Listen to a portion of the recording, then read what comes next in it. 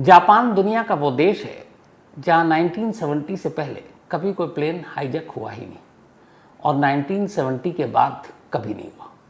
मतलब जापान के इतिहास में एक ही बार ऐसा मौका आया जब किसी प्लेन को हाईजैक किया गया। और शायद ये सबसे अजीबोगरीब हाईजैकिंग इसलिए भी है कि हाईजैकर कोई और नहीं बल्कि जापान के 2 यूनिवर्सिटी के बच्चे थे, स्टूडेंट थे, छात्र थे, और उन्होंने इस प्लेन को हाईजैक किया।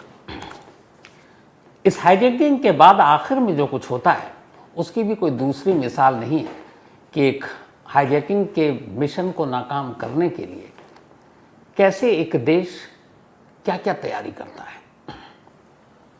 बात 1970 की है, तारीख 31 मार्च 1970 की। जापान की राजधानी टोक्यो से जापान एयरलाइंस की एक प्लेन जिसका नंबर था 351 ये उड़ान भरता है। टोक्यो से इस प्लेन को जाना था जापान के एक और शहर फुकुओका। तो टोक्यो से फुकुओका की दूरी ज़्यादा दूर थी नहीं। प्लेन को सुबह 7:30 बजे टेक ऑफ करना था। प्लेन वक्त पर थी, मौसम साफ था और जापान एयरलाइंस की ये उड़ान 351 अपने वक्त पर टोक्यो से उड़ान भरते फुकुओका के लिए। लगभग 122 मुसाफिर इस प्लेन में सवार थे। प्लेन ने टेक ऑफ किया, मौसम साफ, सब कुछ ठीक। इसके बाद सीट बेल्ट बांधने का जो लाइट जलती है, सिग्नल बंद हो जाता है। अब ये होता है कि प्लेन के अंदर सर्विसेज चालू, लोग उठकर वॉशरूम जा सकते हैं। लेकिन अभी ऐसा कुछ होता कि तभी अचानक एक लाल रंग का कपड़ा पहने एक नौजवान अपनी सीट से उठता है और अचानक वो जहाँ पे एयर होस्टेस होती है जिससे वो अनाउंसमेंट किया जाता है वहाँ पहुँचकर वो अनाउंस करता है, एकदम एक शॉकिंग। कहता है आप सबको बता दूं कि ये प्लेन अब हाईजैक हो गया है, तो जो जहाँ है अपनी सीट पर बैठा रहे। लोगों ने अनाउंसमेंट सुना। जापान में उससे पहले कभी कोई प्लेन हाईजैक हुआ नहीं, किसी को तजुर्बा नहीं। उन्हें लगा कि मजाक है, लाल रंग का वैसे ही कपड़ा पहने हुआ था, उन्हें लगा यूं ही कोई बदमाशी कर रहा है, शरारत कर रहा है। तो लोग एकदम नॉर्मल, न कोई डर न दहशत। तभी वो लड़का अचानक दोबारा अनाउंसमेंट करता है कि मजाक नहीं कर रहा हूँ, ये प्लेन हाईजैक हो गया। उसके बाद वो अपने कपड़े से एक तलवार निकाल लेता है। तलवार देखते ही लोग पहली बार डरते हैं। इसके बाद वो कहता है कि अब आप लोग जहाँ हो बैठे रहो, हमारे पास तलवार के अलावा पिस्टल भी है, बॉम्ब भी है, और अगर किसी ने कोई हरकत की तो इस प्लेन को उड़ा देंगे। अब लोग डरे। इसी दौरान में अलग अलग उसके आसपास की सीटों से 9 और लोग खड़े हो जाते हैं। ये 9 के 9 भी स्टूडेंट थे, सभी की उम्र करीब 20 से 27 साल के दरमियान। अब ये खड़े होते हैं और अचानक सभी अपने अपने कपड़ों से तलवार निकालते हैं। किसी के हाथ में पिस्टल, किसी के हाथ में हथगोला जैसा बॉम्ब। अब उस प्लेन में उस दिन कई वीआईपी सवार थे। एक पेप्सिको कंपनी के जो मेन बड़े अफसर थे वो थे, एक जापान की बहुत ही मशहूर गिटारिस्ट थी वो बैठी हुई थी। इसके अलावा रोमन कैथोलिक के एक प्रीस्ट थे, वो भी इसमें सवार थे, बड़े इंपॉर्टेंट पैसेंजर थे। तो 122 लोगों में कुछ नामचीन लोग भी थे। अब जब एक साथ 9 खड़े हो गए और जो मेन लाल रंग का शर्ट पहनकर पहले ही खड़ा हुआ था और जिसने तलवार निकाली, तो अब लोगों को लगा कि हाँ, ये मामला कुछ गड़बड़ है। अब लोग डर गए। इसके बाद वो अचानक जो 9 के 9 थे उठे। उन्होंने सारे पैसेंजर्स के हाथ बांधने शुरू किए सीट पर ही। अच्छी खासी तादाद में उन्होंने अपने टेप और ये सारे लेकर आए हुए थे, क्योंकि हाईजैकिंग थी नहीं तो इसलिए इतनी सुरक्षा भी नहीं होती थी एयरपोर्ट पर। इसके बाद 2 लोग कॉकपिट की तरफ बढ़ते हैं जहां पायलट बैठा हुआ है।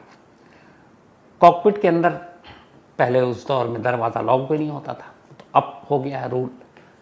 कॉकपिट का दरवाज़ा खोलते हैं और दोनों अंदर घुसते हैं और सीधे पायलट को गन और बम दिखाते हैं और कहते हैं कि प्लेन हाईजैक हो गया है, अगर आपने हमारी बात नहीं मानी तो इस प्लेन को हम उड़ा देंगे, सारे मुसाफिरों की जान चली जाएगी।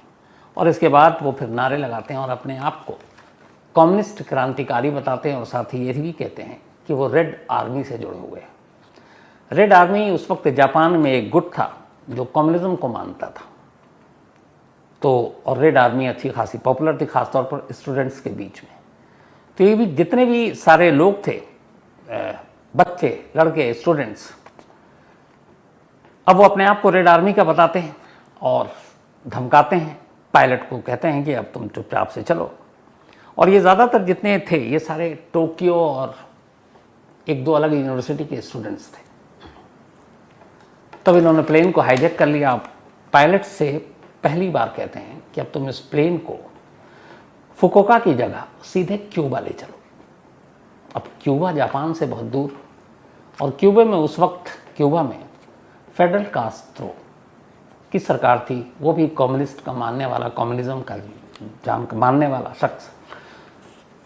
तो उन्होंने कहा आप क्यूबा ले चलो।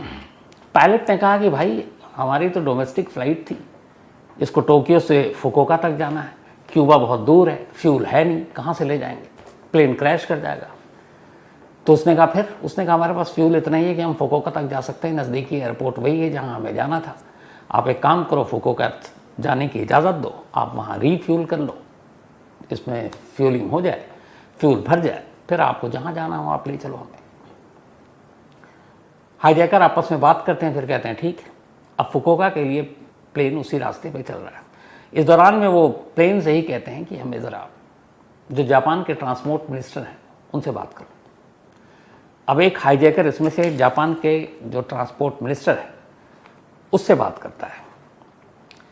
वो बात करके कहता है कि देखो हमें क्यूबा जाना है, आप हमारे प्लेन में फ्यूल भर दो, और अगर कोई भी होशियारी की या कोई ऑपरेशन करने की सोची तो इस प्लेन को उड़ा देंगे।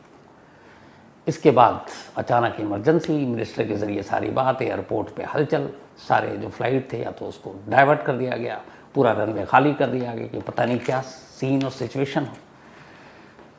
इसके बाद तय वक्त पर अब उसी रनवे पर ये प्लेन लैंड करता है। प्लेन लैंड किया, वहाँ इमरजेंसी, तमाम शूटर, बाकी लोग, फोर्सेस सब लगे हुए हैं कि मौका मिले तो फिर धावा बोले। आमतौर पे एक प्लेन में फ्यूल डालने का जो काम है वो लगभग 40 मिनट लगता है उसमें टाइम, लेकिन उस दिन जानबूझ के करीब 2.5 घंटा निकाल दिया फ्यूल भरने में। इधर हाईजैकर को भी पता है कि कुछ गड़बड़ ना हो, वो बड़ी सख्त, उन्होंने सारे लोगों की विंडो भी खोल रखी है। दूर से जो तमाम कमांडो और बाकी लोग हैं वो देख रहे हैं, और बाकायदा दूरबीन और उससे, और उनको साफ दिख रहा है कि लोगों के चेहरे पे बदहवासी है, डरे हुए, दहशत में। तो फिर अब निगोशिएशन का दौर चलता है। ट्रांसपोर्ट मिनिस्टर बात करते हैं, भाई तुम्हारी जो भी मांग है हमें दे दो, लेकिन मुसाफिरों को छोड़ दो। इधर से आता है कि नहीं, आप सिर्फ फ्यूल भर दो और हमें यहाँ से उड़ने दो, और कोई चालाकी मत करना, सबको मार देंगे।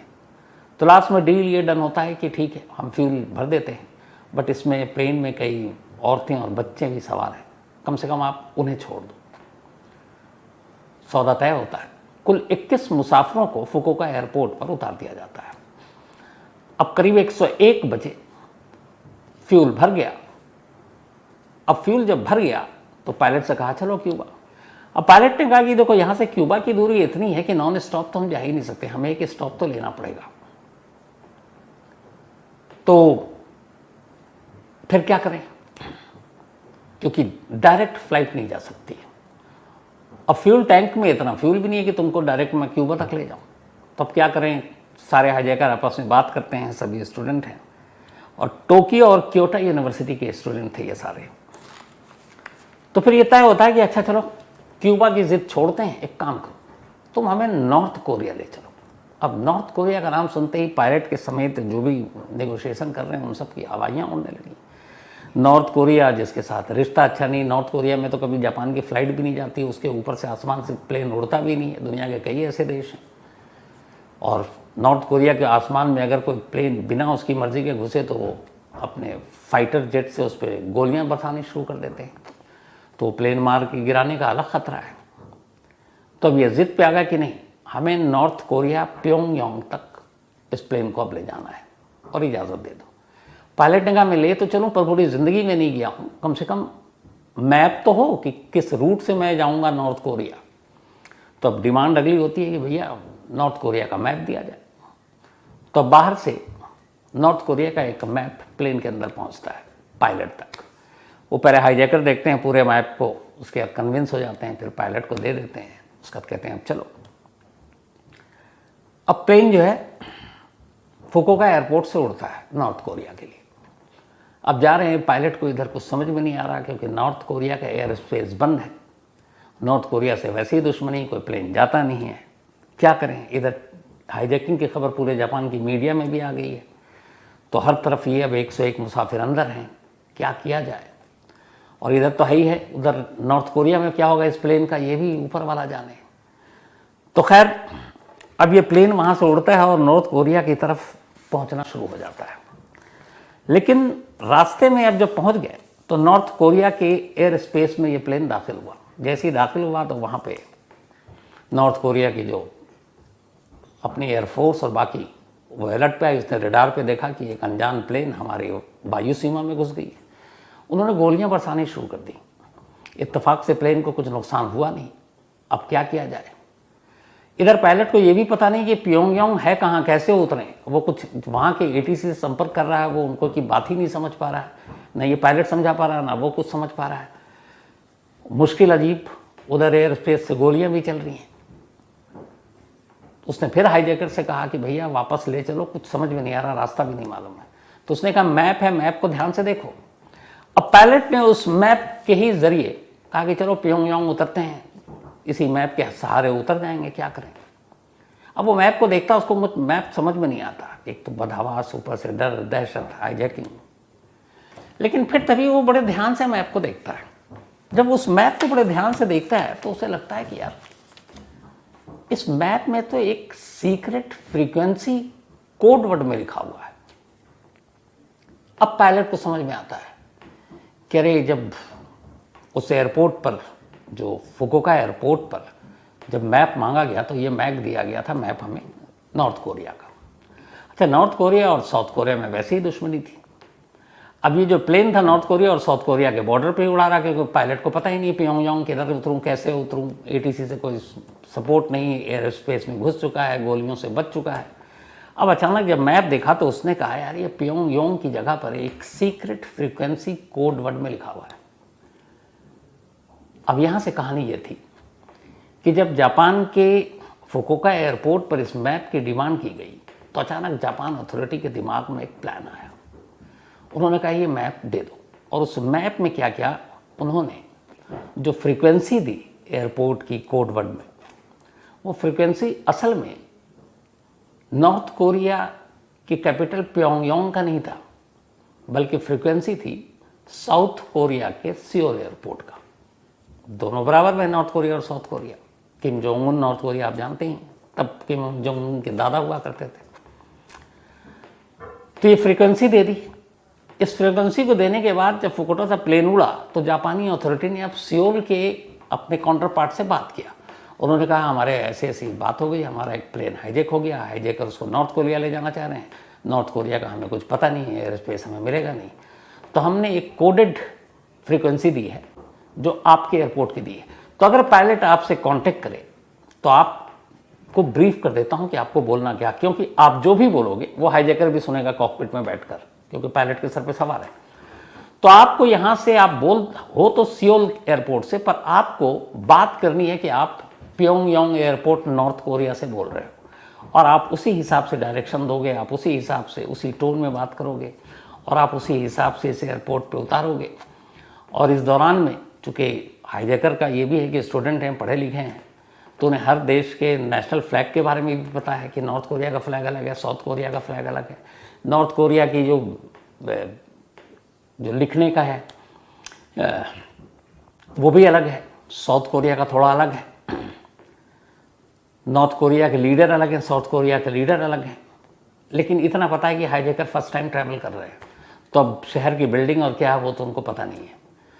तो इस फ्रीक्वेंसी कोड के जरिए सियोल एयरपोर्ट को और वहाँ के ऑफिशियल्स को भरोसे में लेकर ये बताया गया कि ये प्लेन है, प्लेन नंबर जो है ये 531 जापान एयरलाइंस का 351, और ये आपको अगर कांटेक्ट करे इस कोड मैसेज पे तो आप यही जाहिर कीजिए कि आप प्योंगयांग एयरपोर्ट से बोल रहे हैं। पायलट ने जब इस कोडेड फ्रीक्वेंसी को देखा तो वो समझ गया। अब पायलट ने मिलाया और इधर से बोल रहा है प्योंगयांग एयरपोर्ट। उधर सियोल वालों को पता था ब्रीफिंग, उसने कहा जी हाँ। तो उसने कहा हमें लैंड करने की इजाज़त दी जाए। तो उसने कहा बिल्कुल आइए, आपका नॉर्थ कोरिया में स्वागत है। हो रहा है साउथ कोरिया में, लेकिन कह रहा है वो नॉर्थ कोरिया। अब प्लेन को लैंड करने की इजाज़त, इधर सारे जो किडनैपर हैं, हाईजैकर हैं, वो भी खुश।